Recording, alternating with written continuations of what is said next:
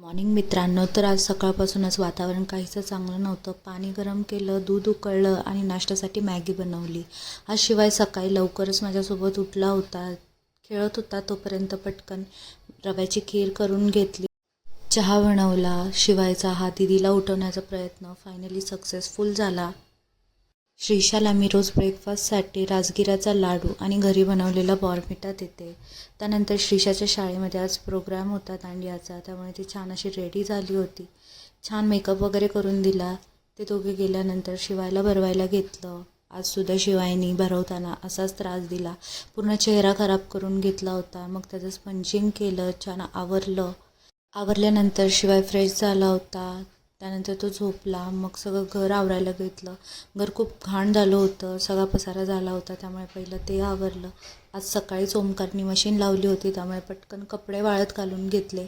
शिवायला दुपारच्या जेवणासाठी ब्रोकोली आणि दलियाची प्युरी केली होती. तो उठल्यानंतर त्याला ती भरवली. आज पहिल्यांदाच त्याला मी ती प्युरी दिली होती.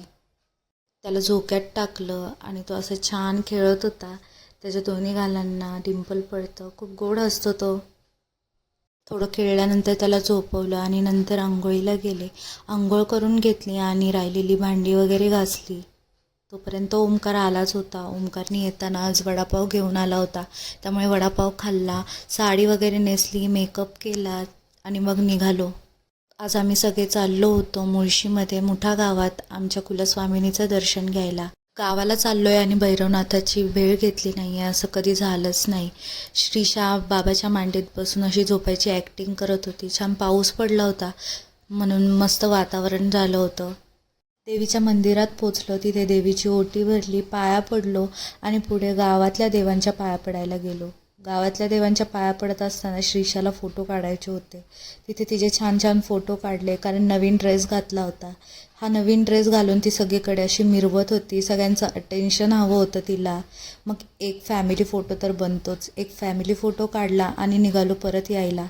रात्री 9 वाजले होते घरी यायला. मग पटकन व्हेज पुलाव केला, मुलांसाठी नाचणी सत्व केलं आणि झोपायची तयारी केली.